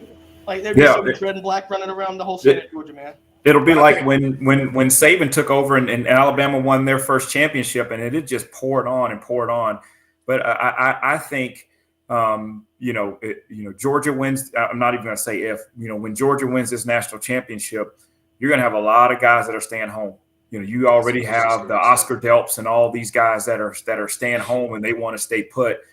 But now these guys are going to, and there's a lot of these guys that are in Georgia that grew up diehard Georgia fans. And you got some defensive guys that grew up watching Greg Blue. That's like, I want to be the next Greg Blue. So now I'm going to go, and now they have a reason to go because of everything that they have going on right now. And man, oh man, you get all these guys to stay home. It's going to be, we're looking at 5-10 years down the road. Now we're the Alabama of we're the new Alabama. And then then they're going to start calling Alabama the old Georgia. I mean, that's what it's going to turn into. No, and I think with that one, that's what I was going to say initially too. You think Kirby is recruiting his butt off now? It's going to be crazy because you got to remember when we came in, or when Kendall came in, he came in on the eve of LSU winning that championship. So you look at it, you saw how they dominated that year. So it seemed like that would be the obvious. Man, we going to a team that's up and coming. But then you start pulling the layers back, and you're like, okay, hold on, there's some shit right here that may not be favorable. So you make different decisions. But when you start looking at Georgia, you start looking at the culture, you start looking at the expertise, you start looking at who's at the helm in regards to the coaching staff and stuff. You kind of realize that, man, they're on the brink of something. And I think, especially now, what's different now than, let's say, definitely when you guys played or even 5 years ago, right? You got kids that's not afraid to leave home. Look at how many boys that are badasses for teams that are all east of the Mississippi right now, right? Look at how many California boys are killing it on that side of the country because they aren't afraid to leave now. We didn't know a damn thing about Georgia. I'm going to tell you that right now. When we first talked to Dale McGee and, said he was from Georgia, I ain't gonna lie to you. My first response was, oh, okay, that's pretty cool. You're right. Look, I'm being dead ass. And it stopped right there because nowhere in the world is my boy looking at going to Georgia. If he wanted to go, he can go, but he ain't going way out there, man. Mm-hmm. But then, you know what? You start looking at it and start looking at what boxes it checked. And I'm going to tell you one thing he said, and this is why he didn't want to do the LSU and why he didn't want to be Alabama. He said, why do I want to go to a team where I'm just one of the guys?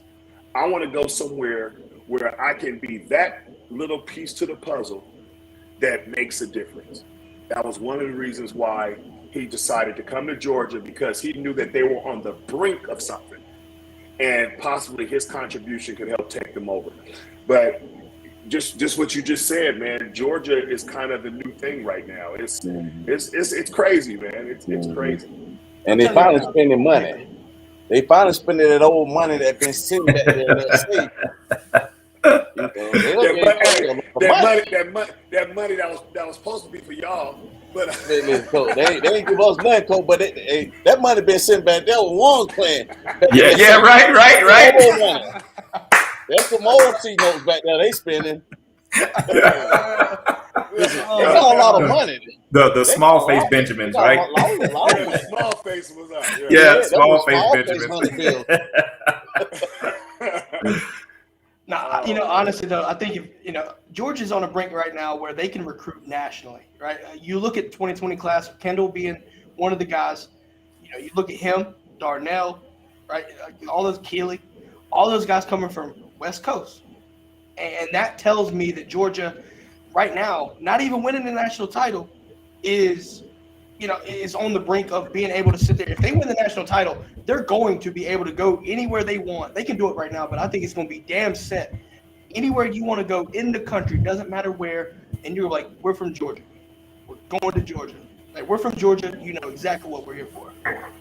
Greg, I know you have to go, my man. Look, it was a pleasure having you on. First time. Loved it, right? You got your cult following over here. Where can people find you, man? And obviously have a great day after the case. But you can find me. Matter of fact, y'all, or some of y'all, you can come to the game. Said I work at I'm defense coordinator up at Reinhardt University, right up here in Canton, up 575. A couple minutes away from that Braves Stadium. Come on, yes, up, sir. Check this out. I'm not far away. I'm just right on the road, right up 75 through all that traffic. Hey, tell Cliff Matthews I said what's up, man. We hoop together. I score on him a lot. So let me tell him. I gotta tell him. He's been on me all morning. But hey, like I great. said, Greg, it was a pleasure having you on, man. I hope you enjoyed it. I know the brigade loved it. I enjoyed the hell out of it. Look, we'll have to do it again soon. Look, it was just a pleasure talking to you, and it's nice to be talking to one of those dog legends, man. It's always fun doing that. Yes, sir. Good luck tomorrow, Greg. Thank y'all. And Coach. hey, I appreciate it, man. I enjoyed it, man. You know, I enjoyed it, man. And hey, nice to meet you, Mr. Kendall, and everything. Hey, Milton, yeah, man. Come on, give me my identity, man. Jesus. Chris Milton. Yeah. Mr. Milton. Jeez, look, I've been reduced to Mr. Kendall now. Good. Yeah. Hey, no, I switched it up real quick. Yeah. Yes, sir. Yes, sir. Yo, Hey, man, like I said, man. nice seeing you again, man. Thank you, Robert. Yes, sir. Have a good one. Good luck to y'all tomorrow. Greg, good luck tomorrow, man. Thank y'all. Y'all be good. All right. Hey, Chris, don't worry about that. You know, my son has won a couple of state championships, and they call me Mr. Ashton, so I don't even have an identity. I'm just Ashton's dad. So I'm. That's what it is. Hey, you Kendall Milton's dad. Yeah, exactly. Yeah, I get that a lot. Yeah. Right now, that's my son, bro. I just thought of something, guys. I have a question. It's ironic. You ready for this? It's ironic. Juan, your son, is playing in Beaufort, and he's going to Stanford. Yep. While Kendall came from California close to play at Georgia. Yeah. Oh wow. How crazy is that shit? That's a crazy situation. Yeah, I mean, same thing where, you know, I joke with him. I said, hey, JT came all the way across the country to play at Georgia, and now you're going all the way to go play in California. So that's a pretty cool deal. That's pretty tight. I literally was sitting there thinking about it. I was like, wait, Ashton's committed to Stanford. Yeah. Kendall's at Georgia. Yeah. It's just all click. But Chris, you know, it's the funniest thing because I thought the same thing where, you know, he's getting recruited out there, and even going out there when we took the unofficial visit, I said, there's no way he's going to want to go across the country and play. I'm not even worried, but I want to go to see the Golden Gate Bridge and all that. So we'll go out there and have a good time. I stepped on that campus, and I was almost like, I'm going to make the decision for you, buddy. You're coming out here to Stanford. And if I have to get my belt out, I'm gonna have to get my belt out. But you're gonna make it out here. And and he just fell in love with the program, fell in love with the coaches, and all that. So it's as parents, we're thinking there's no way that this is gonna happen. And all of a sudden, there's something there at Stanford. They're on the verge of something special that he just wants to be a part of. And I love the story that you just talked about with Kendall. I think our kids have more of a feel for it than we would ever understand. And the fact that he made that decision, makes Dogs fans happy. We love to see your son going out there playing, giving it all he has. And so, we are thankful that he saw what maybe you did not see or other people, his friends or coaches and all that, may not have seen. And now he can look and tell everybody, hey, you know what? I'm on the verge of winning a national championship, and it's a big one. This is going to be a big one. And I think one of the things was, I think, and you as a father, I'm sure you can attest to a lot of this. So that's why it's kind of cool having two parents on right now. You talk to a lot of people, and they think that the parents are moving the puppet strings. Like we're sitting at home and we're telling, nah, you going here and you going here. That's not how it was at all. Kendall, if anybody ever had a chance to hear him talk or interacted with him, Kendall is like an old dude. He's like an old black man from Louisiana. This dude that's awesome. Been here. He didn't been here before. Right. We give him a lot of freedom in his decision making, and so it was just the same as this. So just a cool little story. The way we finally decided that he was coming to Georgia was we all met in the kitchen. And it was the morning where he was going to decide. And, we said, all right, Kendall, have you decided where you're going to school? Because once he said his final, we said, all right, you need to decide. You need to pray on it. And you need to see what God puts in your heart. And then we'll come back. And so that morning we all woke up, went to the kitchen and said, Kendall, have you decided where you want to go? He said, yeah, I have. I said, okay, this is what Mom and I are going to do. We're going to text you right now. You're not going to open the text message up. I'm going to text you where I think you should go, Mom is going to text you where she thinks you could go, but you're going to tell us first where you want to go and why. So his answer was, I want to go to Georgia, and he gave us a list. And sure enough, he opened his text up, and I said Georgia. Mom said Georgia. That's awesome. So that was a cool little just experience to be able to go on. But my whole thing was, my boys, they stay on my head. I said, so what you're not going to do, I'm not going to tell you where to go to school for you to go there to be unhappy and then talk shit about me your whole time there because dad made me go. Dad. Yes. That was identical to my process in the military. Yeah. And that happened to my older son. My older son, he didn't play sports, but he got early enrollment at Georgia. And we thought for sure that was where his choice was going to be. He chose to go to Georgia State, which was a shock. But just like you said, if he goes up to Georgia and has a horrible experience, that's on us. And you're not gonna put that on us. And then so it became, it was between, Stanford and Duke, for Ashton. The only thing that I said, my only 2 cents was, if you want to go to Duke to go and say that you had a great education, and say that I graduated from Duke, then that's what you should do. But if we're looking at, if you want to play if you want to be in the top 12 to try to go for a national championship, or if you want to, maybe have a chance to win a conference championship, Duke's not it. It's just not it. Nope. But I also had to tell him, I said, don't look at it as 17-year-old Ashton when you're making this decision. Be 40-year-old Ashton, because I can promise you right now that 40-year-old Ashton is going to be looking at it and being like, that this is a no-brainer. And that's how you have to have your decision making. Can you look outside of your age, to say, okay, this is what's this is what happened to me. And from a humility standpoint, he loved the fact that he said, the coaches out at Stanford said, hey, you can be the top guy on the campus. You could be this Heisman Trophy candidate. You can be all world.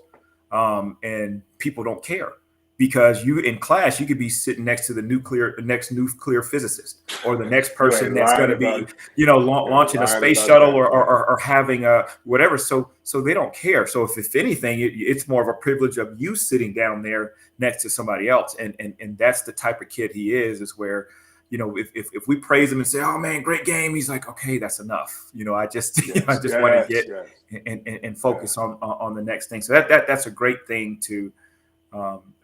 a great thing that he has, and a lot of that you can't teach it. You can try to, but a kid either has that humility standpoint or has their reasons why. Just like you said, Kendall being like a 40-year-old guy, he's the way he probably processes and looks at things is from a maturity level that's out of this world. And as a parent, you can't beg for a better situation than that. No, and I think that's one thing that it's refreshing to hear a lot of the stuff that you're saying, to see how you mirrored the process that we went through. And I think it's really imperative now, because I know for me, I'm outspoken. I'm very communicative, and I'm pretty transparent with specifically the people that I talk to about this journey, about the family, that type of stuff. And honestly, what I'm trying to do is change the narrative of how they look at and I'm not making this a race thing, but it's important, of how they look at our young minority men.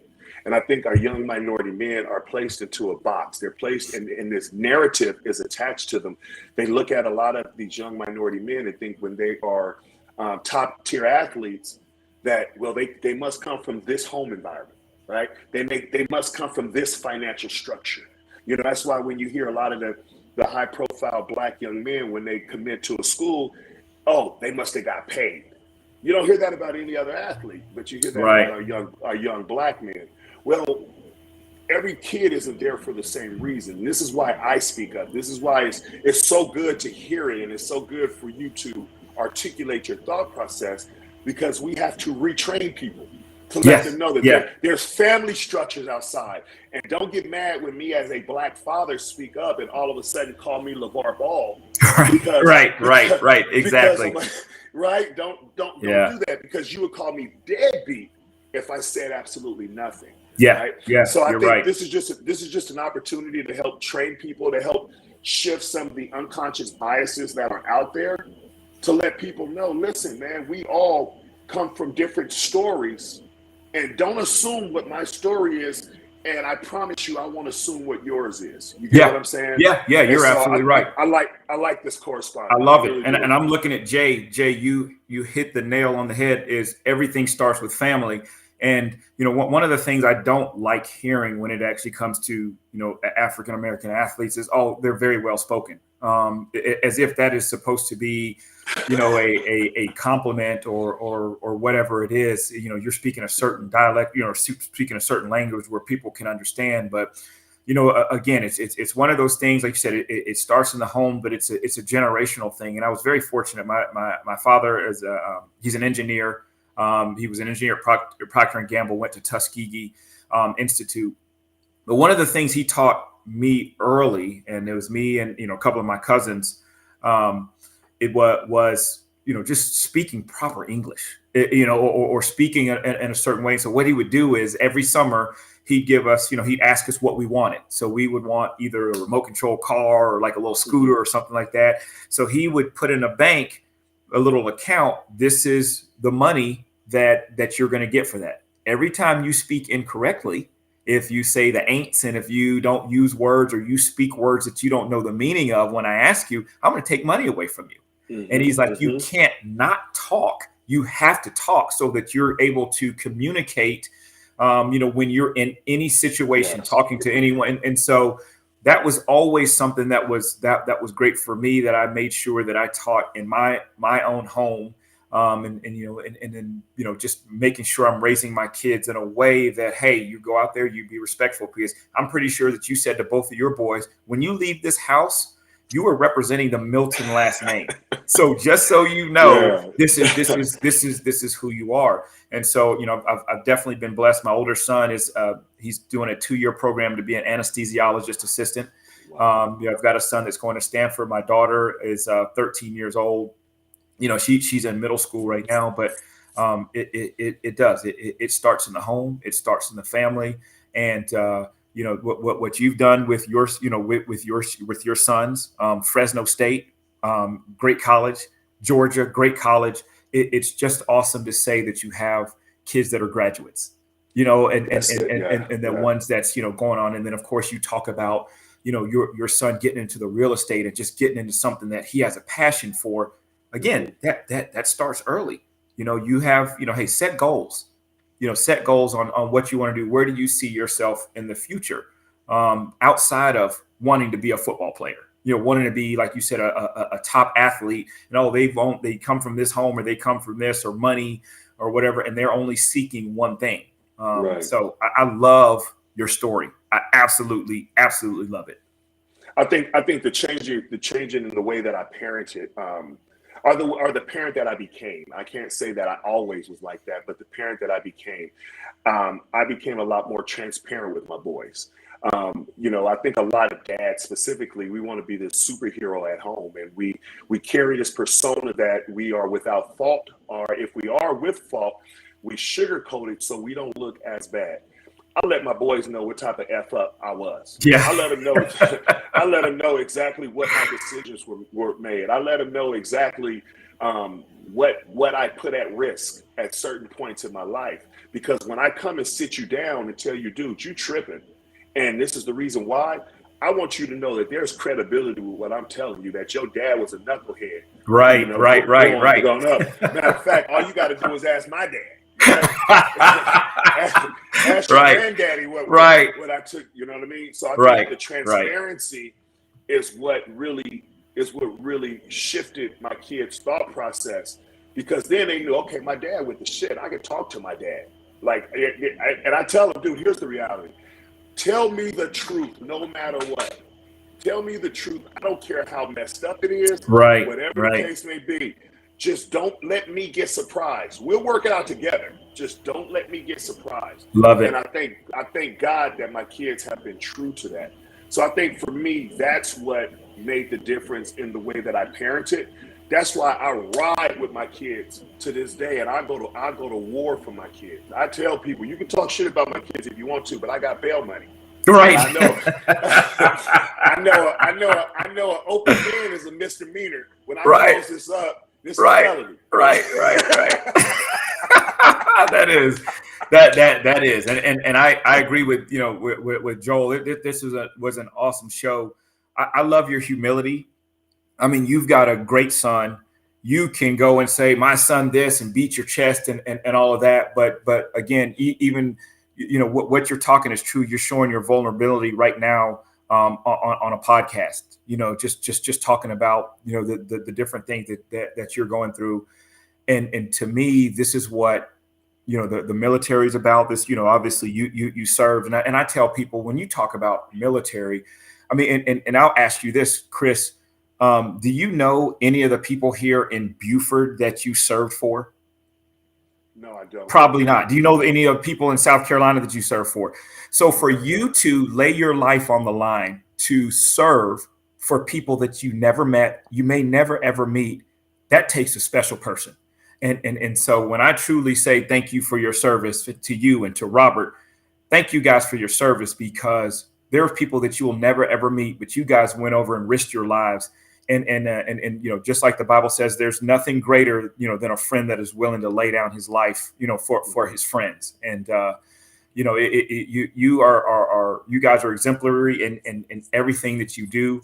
And those things translate. It looks, I look at your story and everything, military wise, as this Georgia defense. These brothers, they love each other. They lay, proverbially. I'm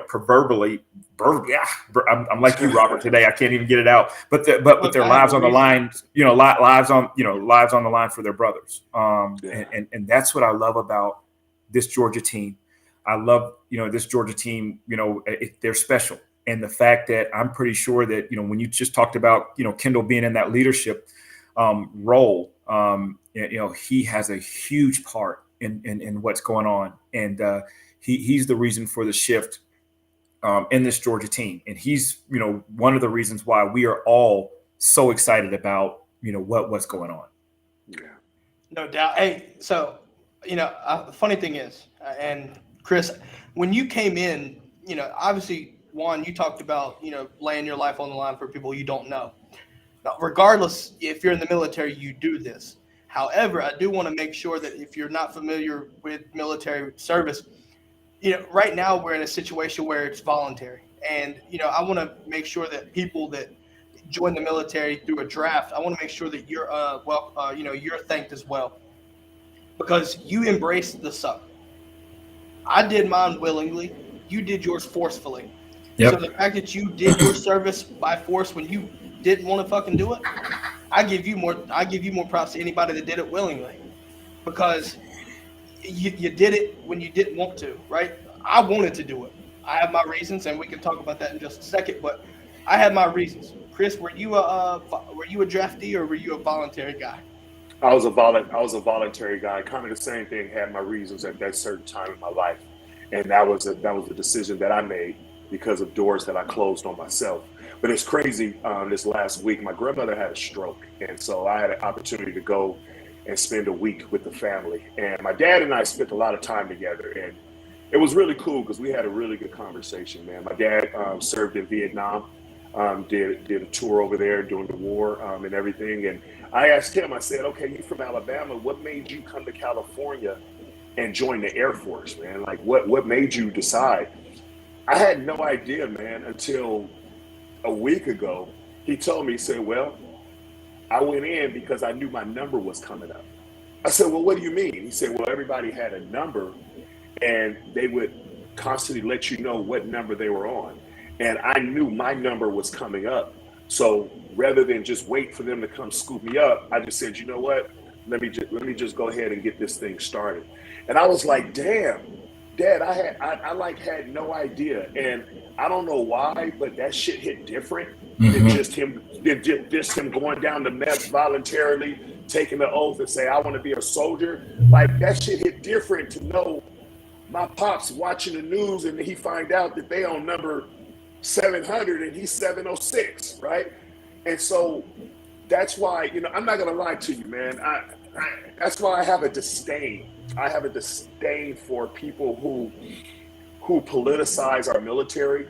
I have a disdain for people who throw the word patriot out. I have a disdain for people who join militias and walk around in fatigues and all this other type of stuff, but haven't been brave or man enough to take this oath, right? I have a problem with that. We donate money to political campaigns, but yet we'll pass disabled veterans that are on the corner out and with starvation and mental health issues. Our priorities are screwed up, and we scream and celebrate things that fit our agenda. Amen. And that pisses me off. And I've gotten to the point is, don't tell me how much you love your country until you show me a DD 214. That's all I'm going to ask. I want to see your DD 14, and then you can show me how much you love your country. And the only reason I take that hard approach is the way people try to take the military, the way people try to speak for vets, the way people tell you what the vets. I'm 80% disabled. I'm 80% disabled, right? I don't tell everybody that. Now I guess I told everybody. But the thing is though, as vets, we go through stuff. We've gone through stuff. Do you really care, or do you only care because it fits your agenda today? That's what upsets me about this whole politicized viewpoint of how we do our military and how just this country as a whole has become. And I'm sorry, that's my soapbox. That's my soapbox. But preach. Preach. It is what it is, man. Yeah, preach, man. Preach. Preach. Yeah. You're right. Again, that's you being vulnerable, you know, and that's, I think, a lot of times is what we need, is people being vulnerable and just being honest. And I appreciate, you know, I definitely appreciate that, and I appreciate you. And then for me to sit there and really put in any input and say things about the military and you know and all that would be it would just be crazy. Except for, you know what? Thank you. How about that? You know? Yeah, I'm with, you know, the funny thing is I'm with Chris, right? You look, Chris, you probably know this. There's a significance to the number 22. Do you know what that number signifies in regards to the military? That's a suicide. 22 a day. Yep. 22 a day. Dude, I just got goosebumps over my body. Same.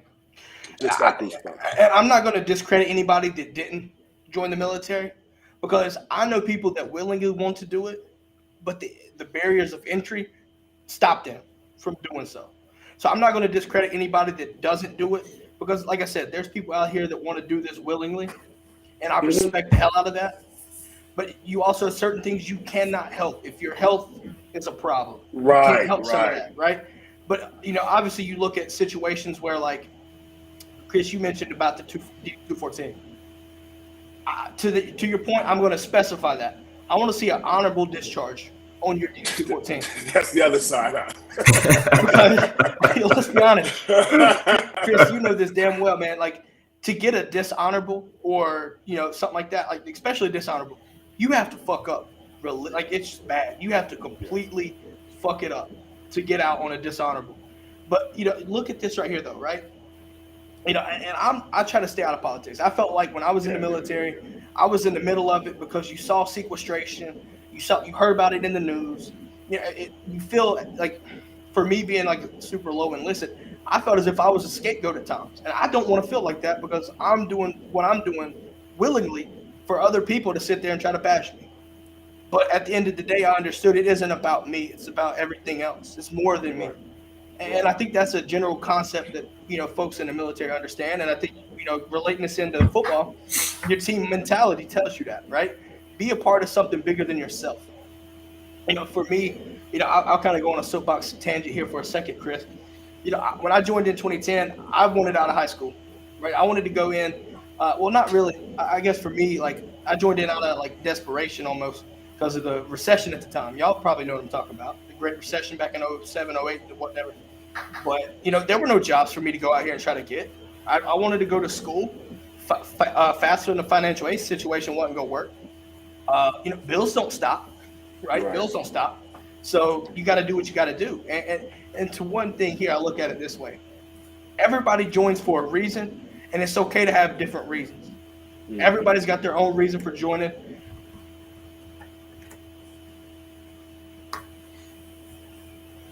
And you hear different, 100% of the time you're going to hear different things, right? That's just the way that goes. You know, for me, it was a job, and it was money, and it was education.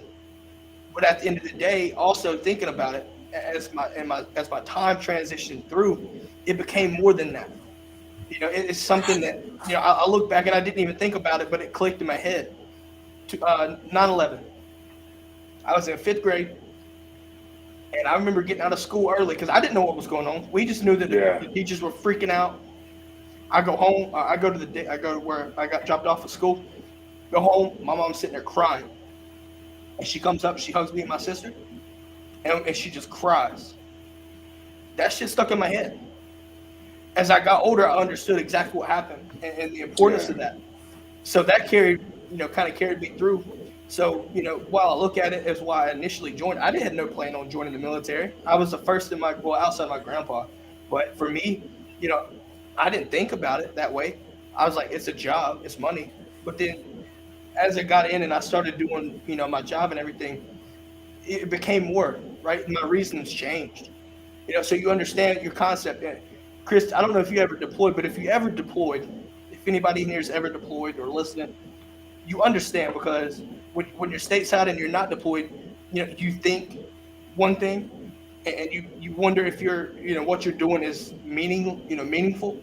Mm-hmm. But when you deploy and you see it on the front line, or not necessarily a front line, but you're a lot damn closer. And, you know, depending on your job in the military, you see your job and the purpose that it has, blatant purpose, it means more to you. So for me, my deployment, when I only had one, my deployment showed me my purpose and why I did what I did. You know, because like for me, I dealt with, you know, when I was deployed, I dealt with supply, logistics. But then you see planes taking off, you see bombers taking off, and you know damn well what they're doing, and the purpose that has, it means more to you. Not saying that it doesn't mean anything stateside, but it damn well showed me exactly my purpose when I deployed. Yeah. And to the family too. You know, my stepfather was Army, and you know, and for him to go and be gone for, you know, months and months at a time, and then to come back, and then, you know, go in and serving his time doing the Army Reserves, you know, every other weekend, but just to see that brotherhood and see all the, you know, he was at Fort Gillem, that's you know, down in almost South Georgia, but you know. You have an appreciation, even as a family member, of the sacrifice and what you guys do, and you know, there's nothing like it in the world. And like I even asked you, Chris, you know, there's nobody here in Buford that you know that you put your life on the line for, but you did it. And to me, that's more amazing than anything in the world. You've got all these superstars. You know, these basketball players who think that they are all world and they think that they're big stuff, but it's nothing compared to somebody that is, you know, willing to lay their life down on the line for their country. You have that much love for your country, not just your family, but people that you'll never ever meet. That's just, you know, that's mind blowing in itself. Hey, Chris. What's your craziest military story, man? It's military story time right now. So I want to hear your craziest military story. It doesn't have to be like weird, crazy, or not like that. The only thing is, mine is going to have to be basic, man. Like I said, I was, you know, the logistics and all of that kind of stuff, man. So it was computers, and that's what I was doing, right? Mine honestly happened in basic, if I'm going to be real about it. I was in basic, and, you know, we had our dorm guard. It was probably 2:00 in the morning. And I remember I was knocked out, just like the rest of my squadron, man, the rest of my flight. And all I know is the dorm guard thing that woke me up. He's like, Chief, in the bathroom. Got up, ran to the bathroom. Man, there was a dude laying in the middle of the floor, wrist slit inside the bathroom. Tried to commit suicide in basic. And I tell you what, it was crazy, man, because I didn't think about the fact that it was a white boy on the floor. I didn't think about the fact that he was from a different side of the country than me. I didn't think about none of that. I just saw a dude on the floor covered in blood, and I'm like, dude, you're not finna die in here on me, partner. Yeah. You're not leaving me with this visual for the rest of my life. You know what I mean? Like, you're not doing that to me.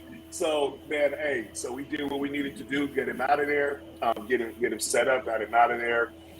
What was pretty effed up was he thought he was just going to be able to go home if he didn't kill himself, but now he had to spend all that time in psych. Yep, 319. Bro, so that for me, that was my craziest time. Other than the times where we traveled to the different military bases, and I'm dunking on those Marines, dunking on those baby boys. Yes, sir. Yes, sir. That's when I realized down at 29 Palms, man, we played hoop down there. Went down there and I poked on this dude. I was a hooper. That's what's funny. People see my size now. I was actually a hooper, man. I was jumping out the gym. I poked on this dude, man, and ended up rolling my ankle real bad. Had to go to the hospital. Oh. That's when I realized, I'm like, hold on, the Marines don't even run their own hospital. It was Navy boys that came to pick me up. So I talk shit with all of that to all my Marine boys, man. But that's, you know, I didn't deploy. I didn't go to war. I supported the troops that did do that. That was my job. It was what it was. So I didn't have those crazy stories, but I had some in my own right. I'll tell you right now. I know, Juan, you've got to head out too, buddy. I know. Yes, sir. We've been going on 2 hours. Look. Yeah. Hey, Chris, it was nice to meet you. You too, man. Hey, good luck this weekend. Georgia by 1,000. You know, I can't wait. Looking forward to following your story, man. This was a blessing for me. Yes. Chris, it's been amazing, man. I appreciate it. I appreciate you, Robert. Y'all have a great weekend, man. I'll catch up with y'all. Go Dogs. All right, guys. Go Dogs. You too. Hey, Robert, I got to prepare for an 11 o'clock call too, so I can start my Friday, man. So. All right. Hey, look, if anybody in the brigade wants to stick around, I'll tell you a quick, crazy story. Before you leave, though, Chris, have you ever had camel? Had who? Camel. Like Joe Camel? Oh, nah, bro. No, I'm telling you right now, it's delicious. It's delicious. Nah, I'm just going to have to take your word for it. Yeah. Hey, look, before you head out there, man, I do want to give you a chance to let people know where they can find you, and reach out to you and things like that. Hey, I'm just on Twitter, man. At Father of Ballers. I always tell people, man, I'm a dude first that just happens to have kids that play. I love interacting with people. I'm a fan of the game, and I'm a fan of people, man. So if you want to tap in, if you want to have difficult conversations and some good answers and all of that kind of stuff, man, tap in with me and, hey, talk to me. I definitely talk back. I know we've done that in the past, and, and I'm sure, obviously, want to make sure that everybody's aware. Look, it's not just Kendall Milton. There's more to it. Obviously, Kendall is a big part of why Dog Nation is, familiar with yourself and the family. But, there's more to it. So if you have anything and you want to talk to Chris, look, Chris is going to talk to you about anything, and he's going to keep it as real as he can with you. I know from experience. So, look, if you have questions, I'm sure he won't mind. So, hey, but look. No, for real, yeah. I do want to thank you. Obviously, thank you for your service, from one vet to another. I don't think a lot of vets do that to each other because we hear it so much. Yeah. You start to tone it out. But I do want to say thank you for your service. Obviously, you got me to a situation doing it before me. So, like I said, dude, thank you for your service there. But look, I hope you have a great day, great weekend. Go enjoy the game. Are you going to be in California? You're going to be in Georgia? Yeah. No, I'm here in California. Kendall's mom flew out there. Matter of fact, she's on her way to Athens right now. So gotcha. He'll have a representative there regardless. I'll probably make the trip in a week or two. Copy that. All right. Yeah. Look, like I said, it was a pleasure having you on. I know it's been a long time coming, but I'm glad to have you on. It was a pleasure. Yes, sir. I look forward to do it again. Have a great weekend, and I'll catch you around, buddy. You too. Thank you for your service, and go Dogs. Appreciate you guys. Dogs. Go Dogs. All right, baby. I'm in. All right, guys. That is all for this portion of the podcast. Make sure if you're watching, stick around. I'll do a quick Q&A. Doesn't matter if it's military or football related. Stick around. We'll talk about that right there. For this episode, and like I said, Veterans Day episode, have a great weekend. Looking forward to Georgia whipping the shit out of those Missouri Tigers. And go Dogs. This is the DGD podcast. Go Dogs.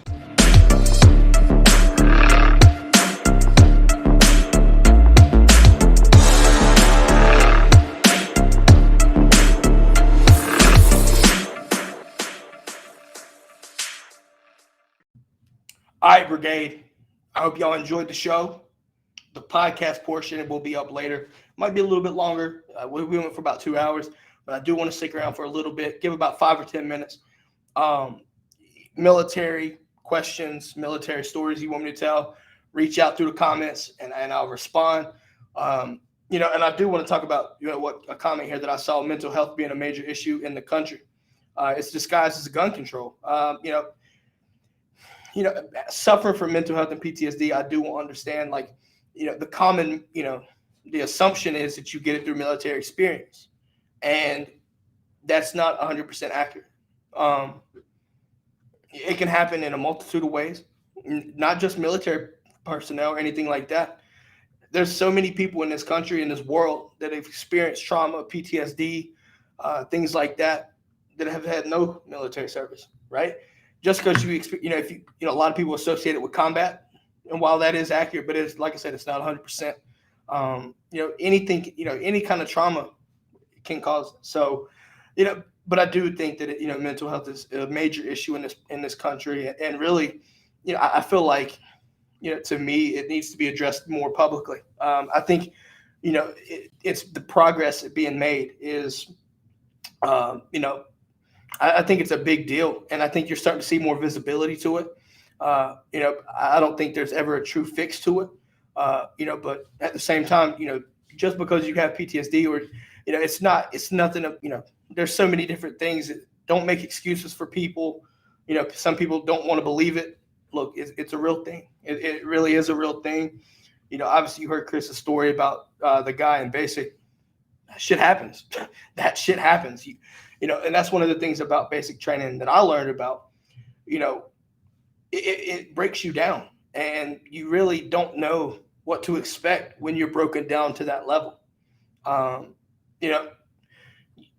Everybody feels sheltered, feels comfortable, right? But when you get pushed out of your comfort zone, how do you respond, right?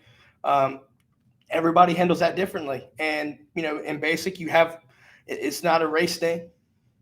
None of that. It doesn't matter. You're put in it. Everybody's put together out of their comfort zone, and they break you down to build you back up. The thing is, everybody, together builds themselves back up. So there's a lot to it.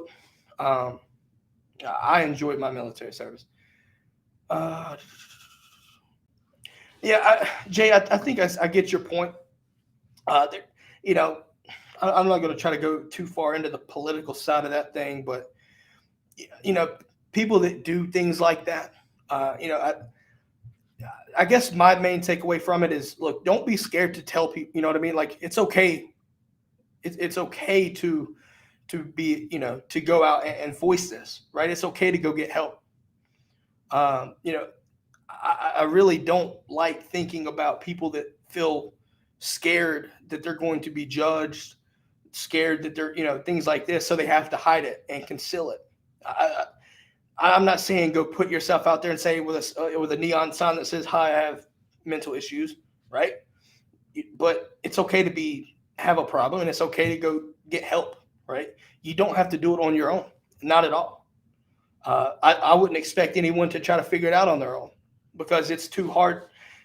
When you get into a situation where you can't do it on your own, understand that help's there, and there's resources. There's a lot more resources now than there have been in the past. Utilize it, right? Don't be scared. Utilize it. Understand that it's okay to have a problem. Let's work it out, right?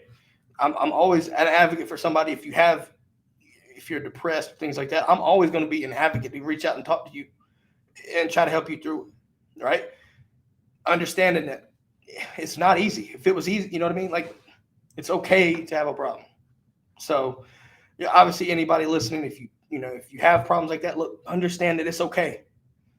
I'm not going to judge you. I'm not. I understand. I know better than that. But it's okay to go get help too. Understand your resources. There's things out there that you can do. Don't feel like you're alone. Don't feel like there's no route to go. Right? 22 veteran suicides is insane, and it's not publicized enough because it needs to be addressed. Let's see. Now, I think, let's see. problem is with permanent record. Doctors use that report to government. They want to know how much you drink daily.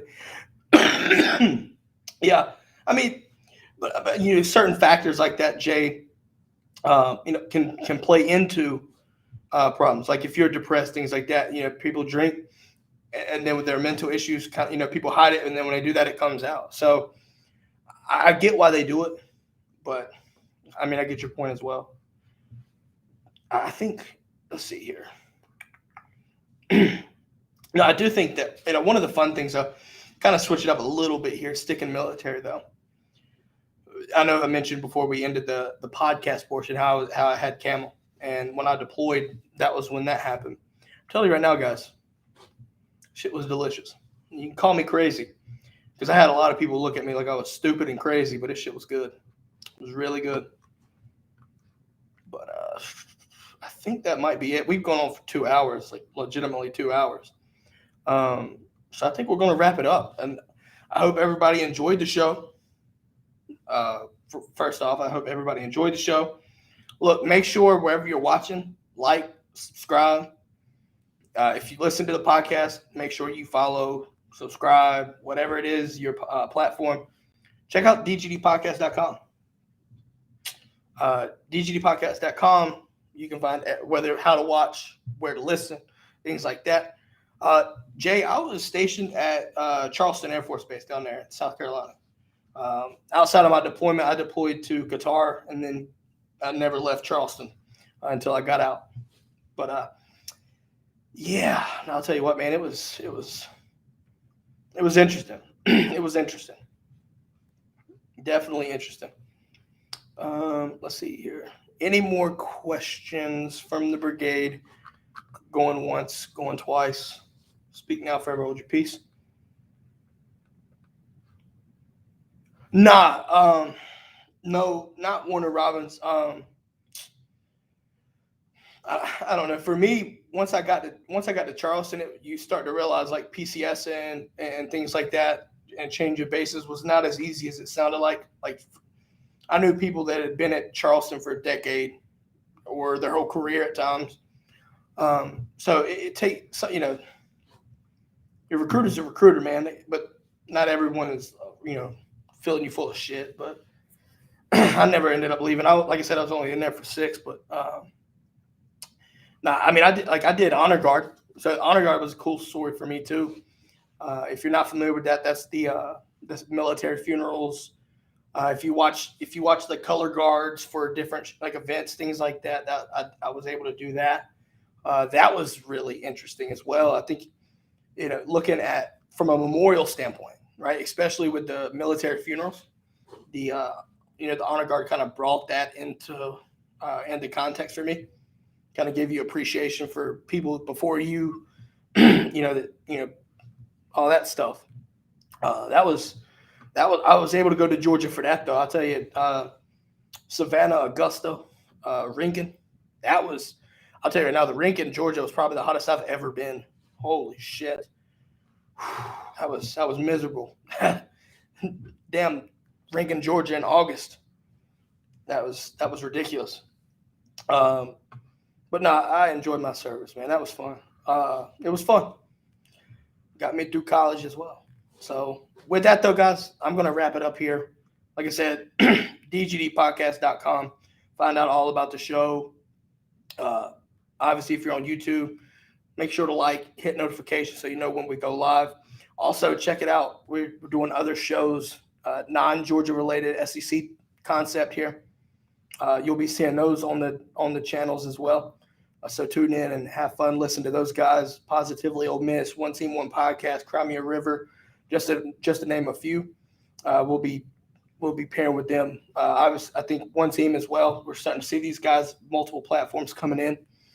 So, like I said, I want to thank out One On Top Sports for the network in there. And for that being said, though, guys, Missouri, no shows next Thursday or Friday. We'll come back the following Thursday, and we're going to talk about Tennessee and Missouri. We're going to cover both on that review. But for now, Go Dogs. Enjoy y'all's weekends. Hope y'all have fun at the Braves parade. Go Dogs.